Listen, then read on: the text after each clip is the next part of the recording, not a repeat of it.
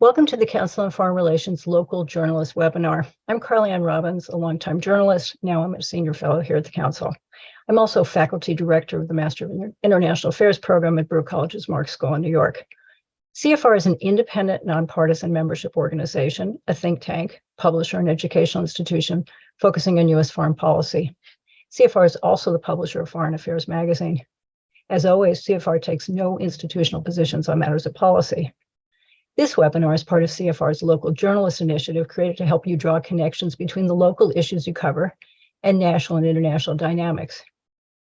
Our programming puts you in touch with CFR resources and expertise on international issues and provides a forum for sharing best practices. So I want to thank you all for joining today's discussions. We know you're incredibly busy, really close to deadline all the time. This webinar, as Will said, is on the record, and a video and transcript will be posted on our website at cfr.org/localjournalists. We're really pleased to have Dr. Shannon O'Neill with us today. We've shared our bios. I'm just going to give you a few of the very considerable highlights of her experience. Shannon's Vice President, Deputy Director of Studies. I suppose you're my boss, aren't you? And Nelson and David Rockefeller, Senior Fellow for Latin American Studies at the Council on Foreign Relations. She's an expert on Latin America, on global trade, U.S.-Mexico relations, democracy, and immigrations. Dr. O'Neill is the author of Two Nations Indivisible, Mexico, the United States, and the Road Ahead. And her newest book, published last fall, is The Globalization Myth, Why Regions Matter. So Shannon, thank you so much for being with us. I have a few questions to get us started, and I think a lot of you are experts on this webinar. We're going to open it up to the group for questions. And as Will said, you can do the raise hand icon when the Q&A starts, but if you have questions while we're having this discussion, don't hold back, just put them also, just post them right there in the Q&A part, and it will also help us shape our conversation. So Shannon, we heard a lot in the last two presidential campaigns about the damage global trade has done to American workers, and specifically, how much damage NAFTA did. And once COVID hit, we also heard even from trade enthusiasts, say that we got too dependent on global supply chains. And we started hearing a lot about this word reshoring. So can we start with something of a level set? We tend to blame trade for a host of changes and ills over the last decades. How dependent is the U.S. economy on trade? And we also hear a lot about trade creating winners and losers. Which part of the country have been the big winners and which ones the big losers? Well, thanks, Carla, and thank you all for coming. It's great to be here. And those are all really big questions. So let me take pieces of it and then we can keep coming back to this, because that is sort of at the heart of all of this, is what does trade do for us as a nation, but also various communities and the like. And so the short answer is we blame trade for a lot of things, and much of the dislocation and the changing of jobs and the movement of jobs is not about trade. It's much more about technology. It's about other kinds of economic competitiveness. It's a lot of other kinds of things. So that's one part. The other thing with trade is that all trade is not created equal. So some kinds of trade is actually better for US-based companies and US-based workers than other kinds of trade.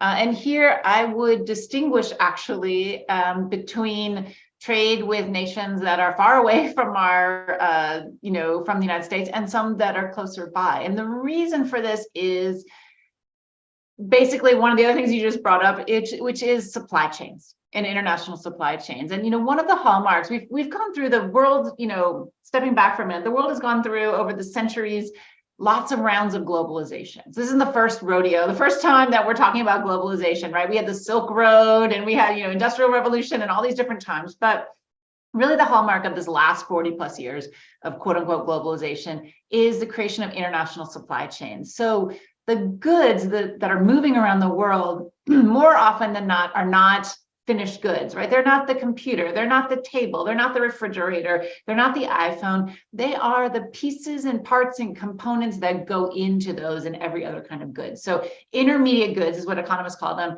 That represents 75+% of trade today. And that is these supply chains. And what we have found is that when production happens nearby to you, you're much more likely to be linked into that supply chain. So for instance, I'm kind of getting to your NAFTA question. When a factory moves to Mexico, it is much more likely to buy from suppliers in the United States than anywhere else in the world. And we see that in the trade data. So for instance, a good that is coming in from Mexico to the United States, so Mexican exports to the United States, on average, 40% of that good was made in the United States. That is US value added. That's US workers that are making some kind of part or component or providing a service that goes into the making of that car or that refrigerator or whatever the product is that's coming in. When a good comes in from China, less than 5% of that product was made in the United States, because they don't turn to the United States for suppliers. They turn to other Asian nations. If you took China and you looked at how much was, that input was from Japan or South Korea or Taiwan or Vietnam, it would be a pretty high number. You would see that connection. So one of the things that we have found, and this is back to sort of what's good for US communities and the like, is that when trade is nearby, it actually supports and even creates jobs. And when trade is further away or comes from places further away, it's less likely to. It sometimes does, and there's ways that it is important, but it's much less likely to. And so in that, NAFTA was actually something quite good for the United States, because we see in the decade after NAFTA was signed and then came into force, you see manufacturing jobs grow in the United States, Mexico, and Canada. You see as they integrated their trade more, and you saw integration, you saw trade between the three countries go from about 40% of all trade to 47, 48%. So almost $1 out of every $2 was moving between the country. During that kind of first decade of NAFTA, you actually saw really a blossoming of manufacturing in the United States as well as the other nations. Now, China comes in the WTO in 2001, and that integration fades. And over that next decade, the 2000s, you saw trade within NAFTA countries go down to 40% again. So you lost those ties together. You lost those supply chains that would have, supported suppliers and jobs in the three countries with each other. And these are the years of the China shock, where finished goods were coming in from China, and they were accessing supply chains all over Asia, which meant the US was not really part of it except as the final consumer. And that was, what some economists call the China shock, right? The loss of anywhere between 1 and 2 million jobs in the United States, because we were no longer part of that manufacturing process. So basic line is, trade isn't really the bottom of all of our woes here in terms of dislocations and things in terms of jobs. And two is that some kinds of trades have actually been much better for workers. And it's counterintuitive to the narrative that's out there. So I actually read about this and occasionally teach this, although having me teach anything about economics is a little bit like driving without a license. But there's a lot of talk about winners and losers. I did not know this about the difference between NAFTA and I certainly, if you look at the charts, you can see the big trade shock with China. But I didn't realize that it was so regionally focused. And I do want to get onto this notion with your book and regionalization. But before that, there's also different regional impacts inside the United States. And can we talk a little bit about winners and losers? Because certainly there have been even great benefits of trading with China. I mean, we wouldn't be able to go into Target and get all those great cheap goods that look a hell of a lot better than anything we saw before the trade with. And lowering of prices. And there's been great advantages for American consumers of that sort of trade. So have there been different impacts that we felt in different parts of the country of globalization, of trade itself? When we talk about winners and losers, are they more focused on different classes, on different sort of jobs? So there are a lot of differences. So one is you sort of bring up consumers. So consumers in general have benefited from lower prices. It used to be, now we go and everybody has fast fashion because you can buy a shirt for $10, and that wasn't the case before, right? Things would cost much more money. Same with all kinds of goods, furniture, same with all the technology that we use. I mean, it's amazing. Quality has gone up and prices have gone down across the whole board.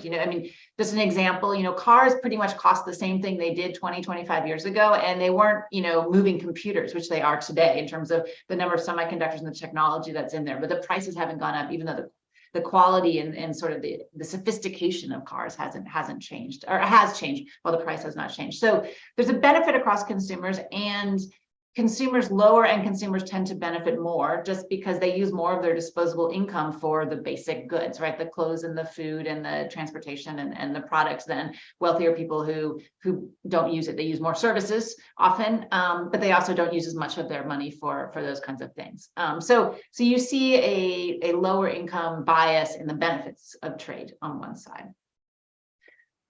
The other difference I would just say too is that sometimes I think I get lost in some of the US debates is that there's a benefit too to companies, both that use imported parts and that export. So what we also find in the United States is that jobs that are tied to exports pay better than jobs that are tied just to the domestic economy. And the Commerce Department has done a number of studies, but somewhere between 18 and 20%, they pay 18 to 20% more. So, these are the good jobs. Jobs that are tied to exports are better paid and more stable often than those that are not. So there's a benefit too to being tied to trade. If you can have a job in that sector, you're much more likely to, you may do better than not.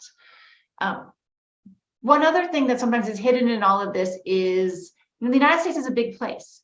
And sometimes when factories close or jobs move away, it's not to China, it's not to Mexico, it's to Alabama and Tennessee and Mississippi and other places like that. And so, for instance, to give you an idea, if you look at employment in the auto sector in the early 1990s, right before NAFTA, it was about 1 million people.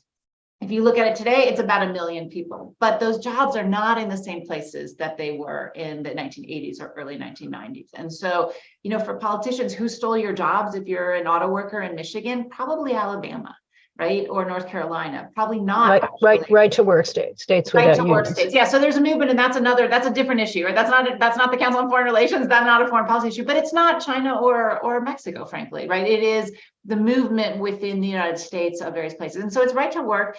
It's also that as cars went from being, machines to becoming much more high-tech types of entities or types of products, is that you needed a different factory floor. So you could take the sunk cost you already had in a factory, but that was older and had different technology, or maybe you just start all over new.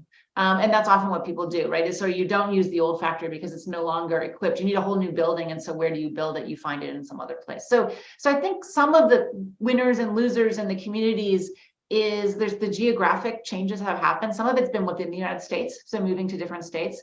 The other side here, and it's a challenge for the United States, but the world, as we have kind of dealt with some of our economic issues, or as we sort of move along, the world is changing too. And you look back at the 1960s or early 70s, and that was a time when the United States was really preeminent in manufacturing and other types of production, in some ways because the rest of the world was still flat out from World War II. All of Europe's industrial, sector had been destroyed. Japan's had as well. And so we really didn't have global competition. Those countries could, just feed themselves or just provide enough for themselves. They weren't exporting to the world because they were just getting back on their feet. And so we had sort of these days where we were the only ones who really had a base. And then you get to the 70s, 80s, and then into the end of the 20th century, and they came back. And the way they came back was building regional supply chains. And the United States still going it alone, not sort of creating, partners and not crossing borders. They just weren't able, or we weren't, many of our companies were not able to create sort of high quality, low cost goods to compete with these. And so, as we think about our policies, or we think about how to bring our communities back, or how to, take advantage of what's going on there, is trade good or bad for US based workers? Part of it is that the rest of the world has kind of jumped forward and they're playing a team sport, right? Manufacturing has become a team sport. It's not, it's not playing by yourself, it is a team sport. And so you're competing against that whole team. And so as we, think about how do we bring back, I grew up in Akron, Ohio, and I talk about Akron, Ohio in the book and the challenges of sort of losing the industrial base there and losing the tire industry, which was a huge industry. And part of the reason Akron lost the tire industry was it was competing against Japanese companies, French companies, German companies, but they all had regional bases. Japan was producing all across Asia, so their tires and their cars were just cheaper and more efficient.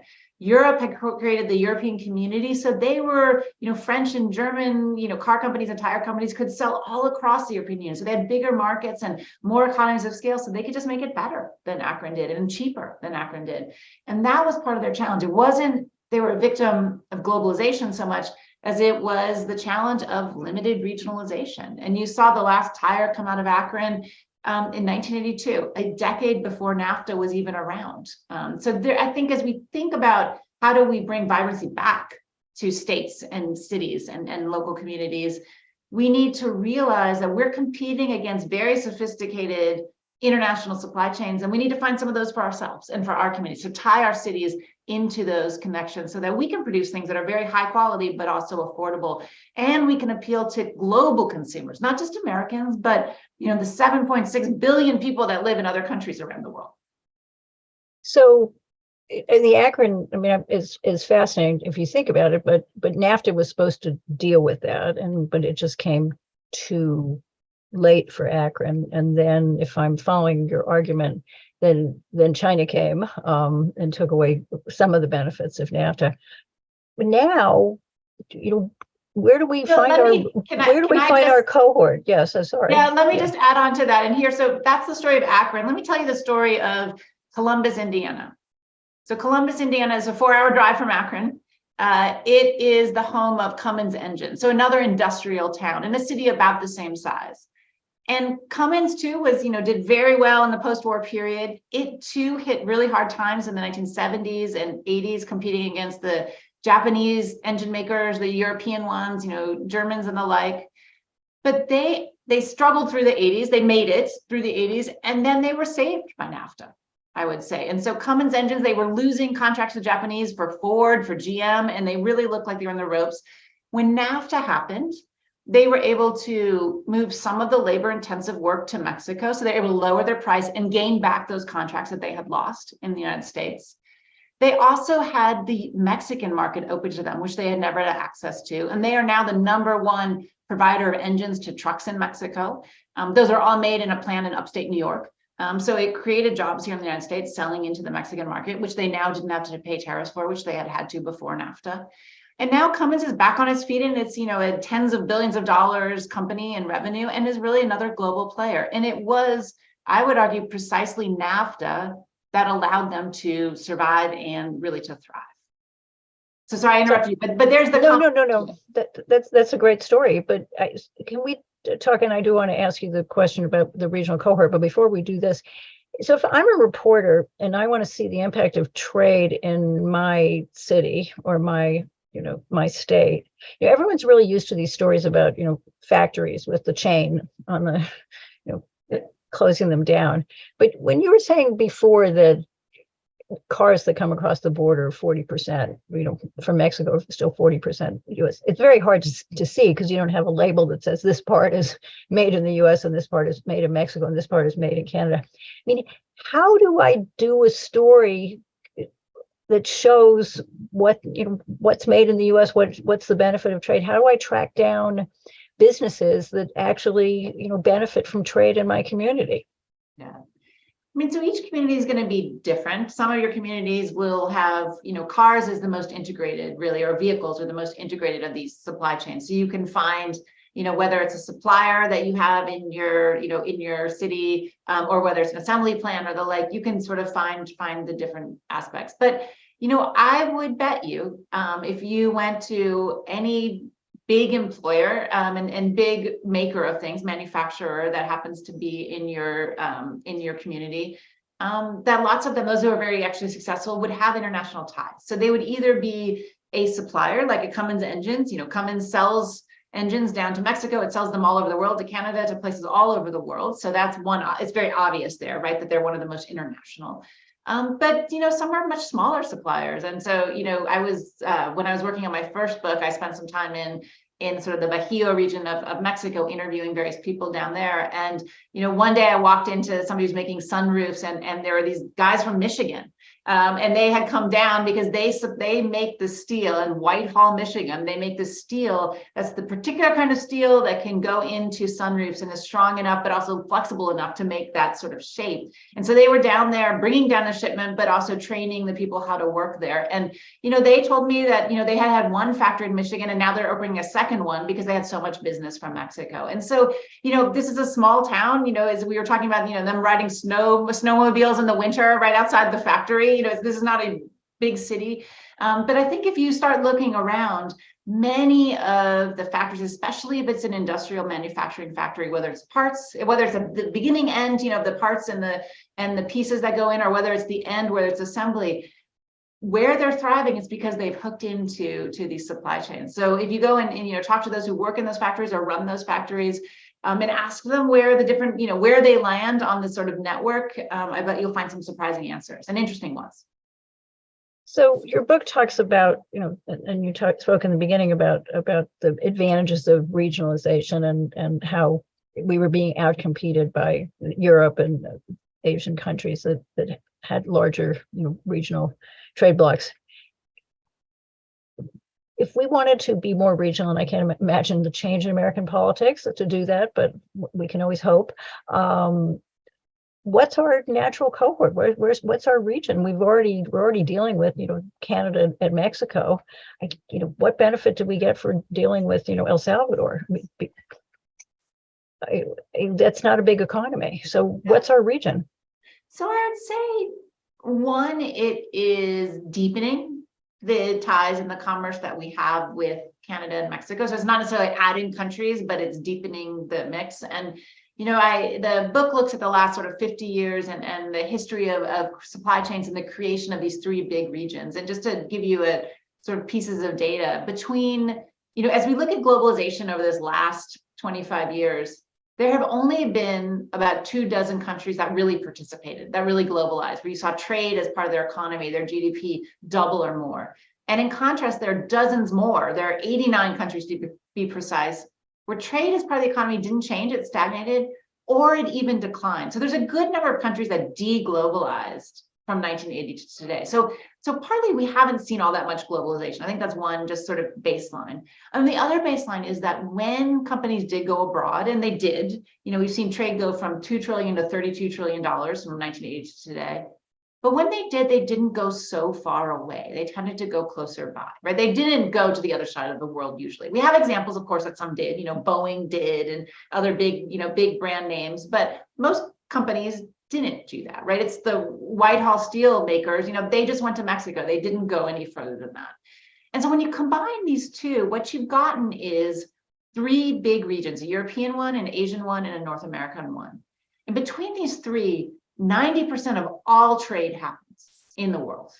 And the dozens and dozens of other countries that are in South America and Africa and the Middle East and South Asia, all together, that includes India, for instance, huge countries, Brazil, huge countries in terms of population.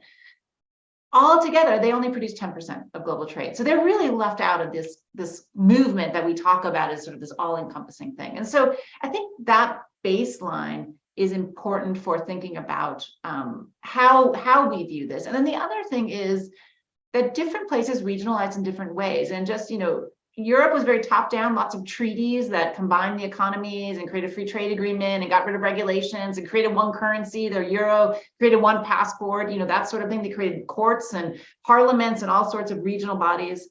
But Asia didn't do any of that. And they're as integrated almost as Europe. It was just CEOs and it was governments helping them building infrastructure, but it was companies that went out and outsourced. And, starting in the early 60s, Japanese companies started outsourcing to South Korea and Taiwan. And then later, when they got wealthier, South Korean and Taiwanese companies started outsourcing to Vietnam and to China. And so this path and the integration, the deep integration you see in Asia is really led by companies. And when you get to North America, there are some industries that have done that. We've seen, we have NAFTA, but it's not as comprehensive as Europe. And as you mentioned with the politics, I can't imagine us getting all that much more comprehensive, right? We're not going to have one currency. We're not going to have one central bank and things like that. But you could imagine more industries than have so far taking advantage of it. And so, we have autos, we have some aerospace, we have processed foods, but many of the industries that did not regionalize are many of those that have faded. So that's apparel, that's shoemaking, that's furniture, that's a lot of electronics that all decamped for Asia. You could imagine that if you could bring some of those back and you create a regional supply chain, you would see more of that business in all three of the countries, which would be beneficial for workers in all three places. So when people talk about reshoring, because we saw the vulnerability not just for semiconductors during the pandemic, but things like PPE, just the snarls in global supply chains. When we talk about reshoring, A, do you think that that's actually going to happen? And B, it would seem to me that would make more sense to do it regionally than just inside the borders of the U.S. Is reshoring something that's come and gone, and other than for semiconductors, or do you see this as something that makes sense and something that's going to happen? So I think some of the forces in these sort of economic forces that are happening today open up more space for reshoring. And in part, it is that the cost structure for businesses are changing. You see with automation, with AI, with sensors and algorithms and all of this, that for many industries, labor just doesn't matter as much as a percent of cost, and particularly low cost labor is not as important because it's different kinds of workers that are manning machines. And I was back right before COVID, I was on a panel with the head of Caterpillar at the time, and he was telling me that whatever their plant is, wherever in the world it is exactly the same. That they don't change it because some place has lower cost labor than others. It's the exact same, and really their biggest cost is logistics. So that's sort of a front runner kind of company, and one that has heavy machinery. So logistics is really expensive versus other things that are lighter. But it tells you a little bit about the movement of things around the world. And I do think right now we are in a space of very fluid supply chains, and it's because of automation. It's because of demographic changes. Places that used to be cheap labor are not cheap so more. It's because of geopolitics and divides between China and the United States. But it is also because of, so there's space here for reshoring in some sense. The challenge is here, when you bring things all back to one place, is twofold. One is, if it's all in one geographic location, as we found with COVID, it is pretty vulnerable. And it's not just vulnerable to COVID, it's vulnerable to other things. And we've had examples of this in the United States. So in 2018, Hurricane Maria hit Puerto Rico and shut off the lights for a good number of months. So it took a long time to get it back up and running. And 3 months later, you couldn't find saline fluid bags in hospitals in the United States. You couldn't find scalpels. I mean, this is a place of lots of medical equipment. And 80, 90% of what the US had been purchasing came from that one island, part of the United States. But it was gone. And so you don't want to be geographically vulnerable. If the real reason is resilience, you don't want to be just in one place. So that's part of it. The other part is, and you bring up semiconductors, but if the US government is not going to subsidize indefinitely a business, which maybe we will with semiconductors, but it's hard pressed to think of more industries than just a couple or more products, then you have to be commercially viable. And you have to compete against others who are making that product. And to do that, it's very hard to do in one place, and particularly to do just the United States. So that's where the power of an international supply chain happens, is you can divide up, you can have the economies of scale from lots of markets or across markets, but you also have the benefits of specialization that you can get when you have one plant that produces just a particular node along a supply chain, and they get very good at it and very efficient at it. And then you're able to make something that's better and cheaper. And it's very hard to do that in one country. I mean, China doesn't do that in one country. None of the things that we think about coming out of China are all made solely in China. They bring in parts from all over Asia primarily. And that's part of why they've been so successful in conquering global markets. And I think that is a lesson the United States can learn too. If you want to be successful conquering global markets, you need to tie yourselves to others that allow you to make those products that can compete. But the countries to which we would be tying ourselves are mainly still Canada and Mexico, or are there other countries in the hemisphere? Yeah, those are the ones to start.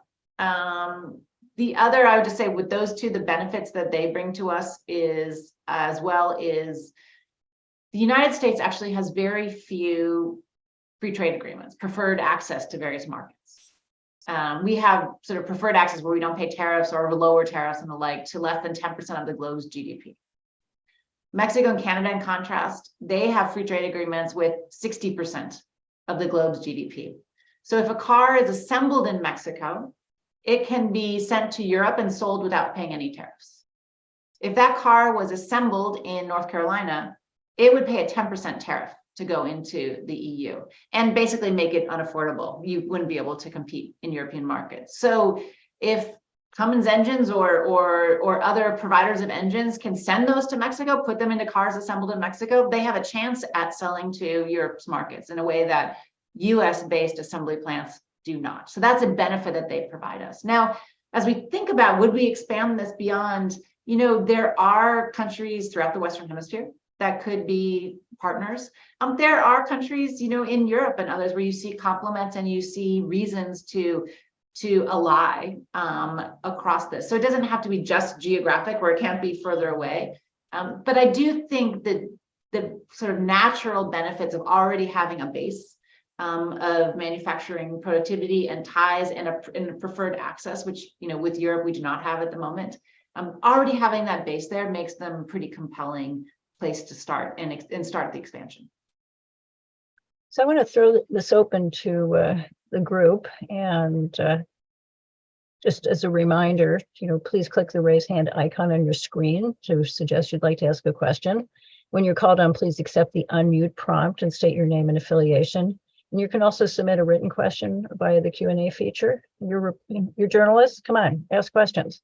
Not that I don't have lots of questions, but waiting for those hands to go up here. Come on, guys, questions, please. Lots of questions here. Well, while we wait, I've got more questions here, but I don't want to do all the work here today. You see a lot of governors, and states have their own trade offices, and you see governors going on what are either genuine trade trips or boondoggles. I can't decide which they are. I mean, if I'm a reporter and I see my governor going off on a trade promotion trip, how do I assess whether or not it's a success? Because it costs taxpayer money. They're not traveling on their own dime. It does. And you see dozens and dozens of cities and states that have offices in Shanghai or in Mexico City or in other parts of, so they're a permanent position or permanent place, working to make sure that you see, Texas or California or Los Angeles, or pick your state, pick your city. I guess in some ways there is proof in the pudding of, over time, do you see them bringing anybody? Do you see either, foreign companies coming in and investing in the communities, investing within the, the state or within the township that they're representing? I think that's one. Do you see those local, go interview, usually on those trips that go off, there's lots of local CEOs or other businesses that go along on the trip. And, 3 months later, 6 months later, do they have any more customers? Did they, were supply chains opened up there, right? Or did they find a benefit? And I think, and if they didn't, why didn't they? Was it just that the trip itself was a dumb idea, or was it that it's a lot harder to enter into the new markets? What was the challenge there? What were they looking for? And what did they find or not find? But I think there's a lot of, experience and insight to be gained from those who go on those trips and really seeing it. Maybe the governor, they're going to have a press release, right? And that's what they're doing. But the businesses that went along, I think there's interesting insight to be gotten. One is what's the opportunity, but then also what are the challenges for U.S. companies that are trying to make this leap and become more international, either in searching for customers, their suppliers, and they're trying to supply them, or they're trying to find places to do parts of their work so that they can be more competitive in U.S. and other global markets, depending on where they are within this whole process. Those are great stories there. We have a question from Rose White. Rose, do you want to ask, until you are from MLive in Michigan, you want to ask your question? Yeah, hi. Okay. So as Carl mentioned, I'm based in Michigan, and you've mentioned Michigan's kind of got a lot of mentions in this conversation, and auto manufacturing is a big thing here. And something that we're seeing now is with foreign investments, there's been a lot of anxiety from our readers and from people in the community about those investments. And I was kind of curious what your perspective is on reporting some of those concerns and also trying to explain and report to our readers just kind of how some of these systems work in a non-nefarious way. That's interesting. Yeah. So I think one is, how do you tell the story of the more aggregate statistics of foreign direct investment that come in? And so the aggregate there is, when you see companies come in, one, they tend to pay better wages than those who are not tied to it. So if you have, I don't know, a Japanese company that comes in, or, Toyota to set up a plant, or a European company, or whatever it is, they tend to pay better wages. They also tend to last longer. Those that are coming in and bringing foreign direct investment, the plant or the business is more likely to stay open and be open 5 years and 10 years later. So this is, bringing stability that brings in, the people who work there, but also, the tax base and the like. They're also often likely to buy from local suppliers. And, some of these, especially big corporations, 80+% of what they buy will be from the local suppliers. So there's opportunities for American-owned companies to then service some of these. It depends on the industry, and some kind of bring their own suppliers, but a lot really will look for local sources. So I think there's opportunity to sort of highlight. But how do you translate all that? Those are, you know, wonky numbers. How do you translate that into what's it going to look like for our community? What's it going to benefit there? And so you guys do amazing jobs, and I love reading all the stories I read and talking with the reporters who just have this great feel for your communities. But I do think it's interesting, one, to, you know, is there a parallel city or place where an industry, a company like this one, maybe this one, but maybe a company like this one in sort of the industry that has come in, even if it's 400 miles away, and what happened there? You know, are there a couple of phone calls you could make to sort of see what happened to a particular community? Did it really build the tax base, or did it, you know, what were the trade-offs? Somebody who maybe did it 3 or 4, 5 years before. I think that's kind of interesting.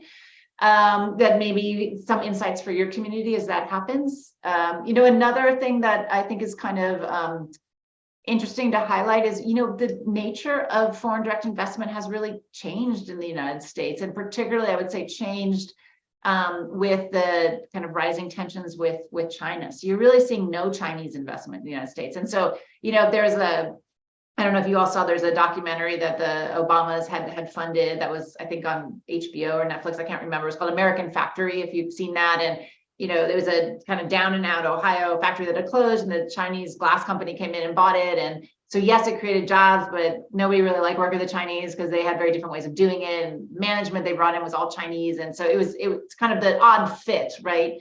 And I think those stories are worth telling too, right? Is that it might bring jobs, it might bring tax base, it might, you know, fill the restaurants or provide, you know, but I think the question is, how do they come in? And I think different types of companies come in different ways.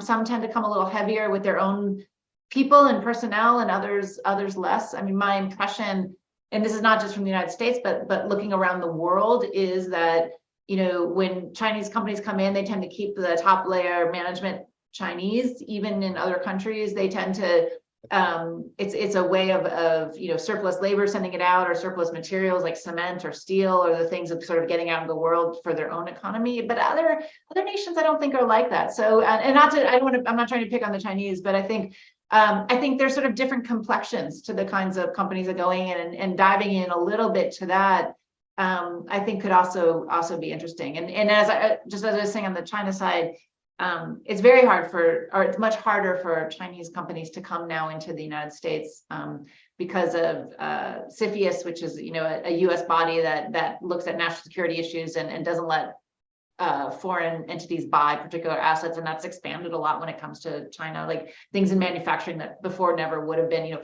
courts and airports and things were often there, but now you see anything connected to technology and electronics is also in that space, particularly for companies from China. So you're seeing a change in complexion there too. But I think it would be interesting, and I mean, I personally would love to see a story about, and I know this would be kind of a long lead one, so I don't know how much time you have to, or you know, effort, you know, resources, but what's the difference between, say, when a GM plant comes in or a Toyota plant comes in? Is there really any difference? Is one better than the other? I mean, it'd be kind of interesting if foreign direct investment comes in, right? Or it doesn't have to be autos, but some other plant, some company comes in that's foreign supported.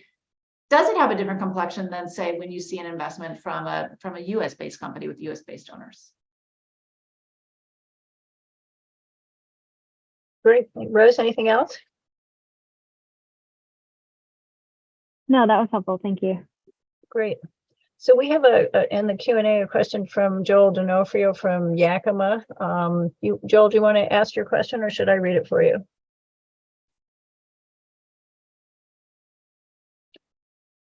I'll read it. So Joel D'Onofrio from Yakima says, how can U.S. trade officials work to lower tariffs with countries such as China and India? These tariffs have hit exports of agricultural products such as apples and cherries hard in the past 5 to 6 years. Yeah, that's a great question. And the short answer is we could actually negotiate trade agreements, which we're not doing, right? So that's the short answer. And back to, you know, what I had said, we really have very few free trade agreements on the world. And most of them are actually in the Western Hemisphere. They're with countries in the Western Hemisphere. We have also ones with Israel, with South Korea, with Singapore, but we don't have agreements with China. We don't have agreements with India. We don't have agreements with the EU. We don't have agreements with huge blocks of very limited agreements with Japan. And so if we want access and lower tariffs, particularly for our agricultural products, but all kinds of products, then we need to negotiate agreements. The other thing that has happened, I would say, for the United States, and the challenge for us is over the last 5 years, the rest of the world has been negotiating agreements. So you have the TPP, which the US was leading, which is now the CPTPP, so the Comprehensive and Progressive Trans-Pacific Partnership, which is 12 plus countries lining the Pacific, both in the Western Hemisphere and the Pacific. You have the EU has negotiated agreements with Canada, with Mercosur, the sort of South American countries. You have Africa has negotiated a continental free trade agreement that's come into place. You have 12, 13 countries in Asia have negotiated RCEP, the Regional Comprehensive Economic Partnership, which is a free trade area with South Asia, as well as China and South Korea and Japan. So you have all of these different agreements, of which the United States is not part of any of them. And as they come into force, our products are relatively more expensive. So we did not sign on to the TPP, and that has come into force. So what that means, for instance, is that Canadian and Mexican exports of beef to Japan or Australia or the other participants face no tariffs. But US beef exports have a 10 to 12% tariff, so are no longer competitive in those markets. So I think part of our challenge is how do we do this? We need to be part of these agreements. We need to think about getting back into TPP, of which agriculture would have been one of the biggest beneficiaries. And we need to start thinking about, in the types of trade negotiations we're doing, thinking about market access for ourselves, as well as, which also means some reciprocity of letting others come into our country. But I think it's missing over these last 2 to 3 years. And to me, actually, that is what a worker-centered trade policy would look like: is opening up markets and making our products more competitive in them. It used to be that the Republican Party was the party of trade and the Democratic Party was the party of unions and anti-trade. Now we don't have a party that's a party of trade. Do you see any politicians who are taking up the point of trade, or anybody who's at least making an argument that makes sense to you for this? Or are we in such a deep hole that you can't imagine anybody digging out of it? Yeah. I do not see them yet, or I see very few voices doing it yet. But I think there are reasons where we may start to see a shift. One is just what Joel was saying there, is that lots of particularly agricultural sectors, have been hit very hard by the lack of access. And there are a lot of states that have strong voices in the US Congress that are agricultural states. So, one could imagine that some of those politicians might start to think that this is what their constituents need. And so I think there's a political arbitrage to be done there that's possible. And then more broadly, we see with Gallup polls and other polls that a strong majority of Americans think trade is an opportunity and not a threat. So there is a latent base there to be mobilized if you found someone to take that on. Now, we know that there, Gallup polls and other polls, there are a number of issues where a strong majority of Americans believe one thing, and that isn't the way our politics is going, or the way that they're discussed in Congress. So it's not as if it's an easy translation, and there's a gap there. But I do think there is a space, and I think there are real political wins, especially in agricultural states, to begin to focus again on these free trade agreements. And perhaps it is that some of these agreements that have been signed over the last 5 years are just coming into force. So they've been signed, but until they come into action, you don't realize that you're going to be facing it's going to be much harder for you to get in those markets than it has been historically, because all of a sudden, all your competitors from other places, or others that are within the group, are going to be paying much lower tariffs, or have fewer regulations, or just have better access than you do. And so as that happens, as we get beat out more in places that we used to sell a good amount, I think, maybe the politics around this changes. No, that's fascinating. So it's a timing issue, because certainly you've seen the turnaround in Britain. I mean, the Brits have seen the cost of Brexit, hit them pretty fast, and things as simple as just being able to move across the channel. Yes. And trucks backed up and all of that. So but that's not surprising that hit them, because the barriers came down immediately. So we're only going to see this right now. So I have a very sort of a question that's always fascinated me, which is, and I'm waiting for other people to ask questions here. The Cubans, I'm utterly, completely fascinated by the Cubans have been making this pitch for quite a while, which is, if only you could lift the embargo, look at this fabulous market for American agricultural goods. Well, first of all, you can sell food to Cuba, but you can't finance it. So that's the restriction on the embargo. But there is actually a bipartisan legislation, not that it's going to pass, on the Hill once again to lift the embargo because of the agricultural market. I mean, Cuba's a tiny market. I mean, for any of you guys who are out there from agricultural states, Cuba's a tiny market. Would it make a difference for any agricultural exporter if we lifted the embargo? Which I personally, from my own personal opinion, I was a longtime editorial writer, I'm allowed to have opinions, but I think we should lift the embargo. I think it's dumb, but nevertheless, would it make a difference to any agricultural state? Yeah, so Cuba is a population of 10 million people, and they're not particularly well-off people. Per capita GDP of Dominican Republic is higher. So I would go for the Dominican Republic if you're trying to, corner the market. But they are 10 million people. They're very close by, that you could imagine, cherries and apples and other things that were just on the list. That it is, if the embargo was lifted, perhaps there would be a market there, right, and in a place. But right, this is not going to move the dial in terms of U.S. agricultural exports. I would focus your energies elsewhere. That's what I just wanted to. That was my reality testing here. Thank you. So while we wait, can we talk about decoupling from China and what that means, and what the impact would be? You were talking about how CFIUS, which is the group of different cabinet members who come together to decide on what industries the Chinese can buy and can't buy into, and how it's broadened and broadened and broadened. The converse side of it is the pressure that the U.S. is putting on its allies to not buy from China, that we're putting on ourselves to not buy from China. What's the impact of that on the U.S. economy, on U.S. consumers? Is it all really just about strategic goods and things that have an impact on the military, or is it broader? Yeah. So it's interesting. So, we hear a lot about decoupling, and then the naysayers say, well, just look, the, trade deficit or trade with China was the biggest it's ever been last year. So we're not really decoupling. But if you sort of dig below those top line numbers, which are hit by a couple things. One is, the tail of COVID. And we had, a huge change in the kinds of things we demanded, and everybody needed a new laptop and new electronics. And that was really China, who makes, 9 out of every 10 computers and the like. So some of it was an odd demand, sort of a shift in demand. Partly it was that, and partly it was inflation. If you sell the same amount of goods, but the price goes up 5-10%, well, guess what? You're going to get a record number of goods. But when you start kind of looking below those numbers, you actually see some, if not decoupling, some distance. So in those numbers overall, you see volumes stagnant, if not declining. So yeah, prices were up, but sales are going down.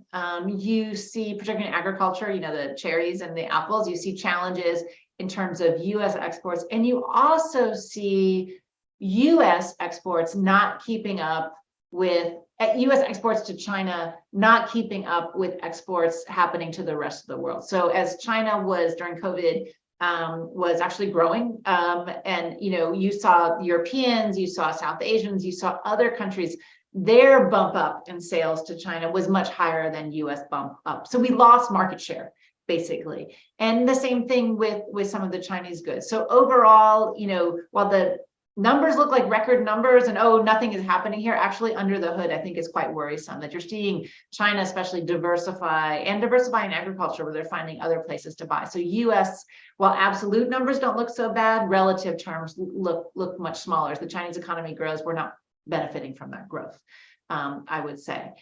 The other thing, and you sort of brought this up with CFIUS, is what we have seen is a huge decline in foreign direct investment, Chinese coming to the United States and US companies going to China. And so that's really about the growth in trade 3 to 5 years from now.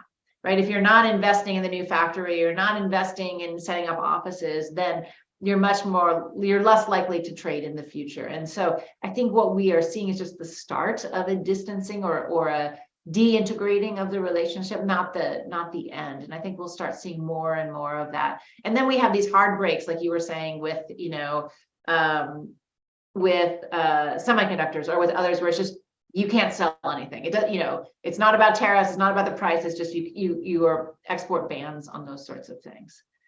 The other real question, let me just put out there for the relationship, which is sort of on pause, but is sort of an ugly kind of, cloud hanging over US Chinese trade for the future, is a bipartisan law that was passed a year plus ago, came into force last summer. And this is the Uyghur Forced Labor Prevention Act. Now, this is an act that says you can't import goods into the United States that were made with forced labor from the Uyghurs, which are primarily based in Xinjiang, a particular province of China. We've always had bans on forced labor, and there are various laws that, you can stop goods at the border and customs can stop them if you think there's forced labor there. But this one is much more stringent.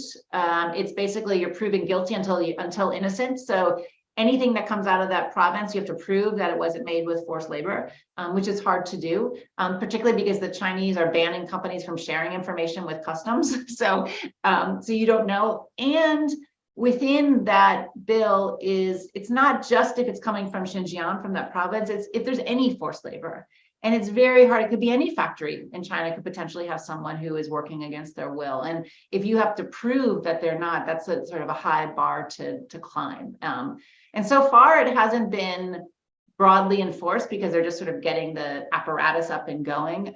But it is something that one could imagine with the, the hostilities in the U.S.-China relation, you could see it expand. And so I think it's sort of a sort of Damocles sort of hanging over some of this trading relationship that could potentially fall at some point. So is trade an effective tool to get countries to change their behavior?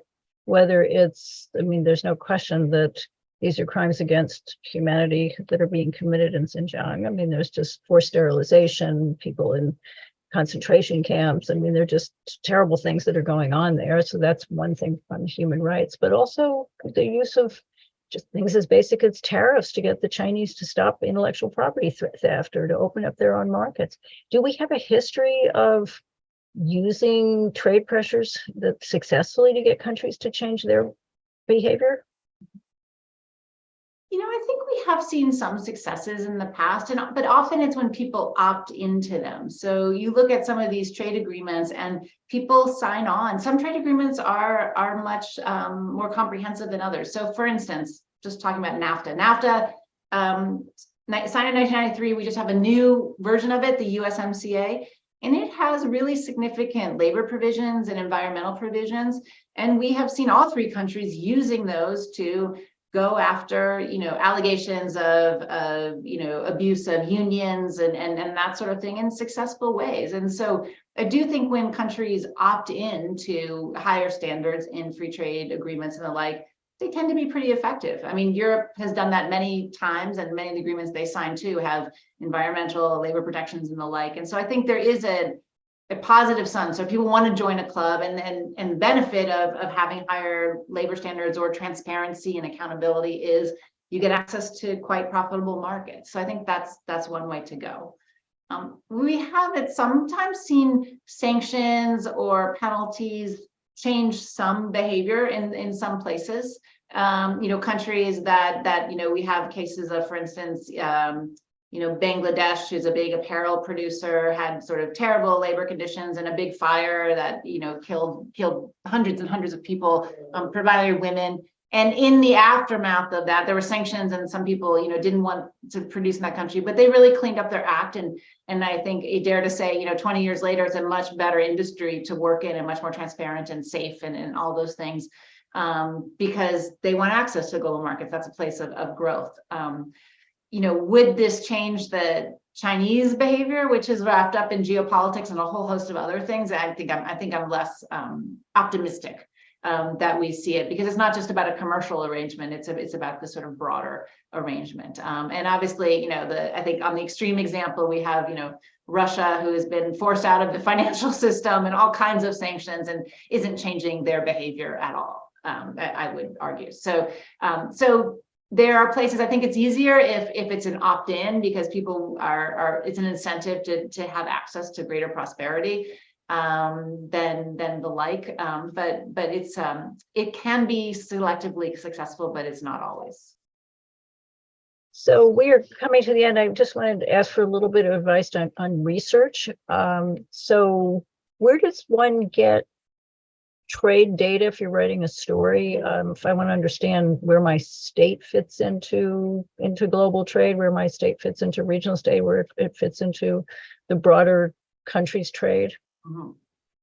Yeah, so if you want global trade, there's a great database that the World Bank provides. It's called WITS, World Indicators of Trade and Services. And you can go in there and you can plug in countries and timelines, and you can get all kinds of cool graphs. It's a super easy interface, so I highly recommend checking that out. If you want it on your state or particular areas, the Commerce Department has some good stuff, and the Bureau of Economic BEA, Bureau of Economic Advisors, I guess, they have great trade data that you can go and find, and they break it down by state and sometimes even by kind of county and others, so you can find things there.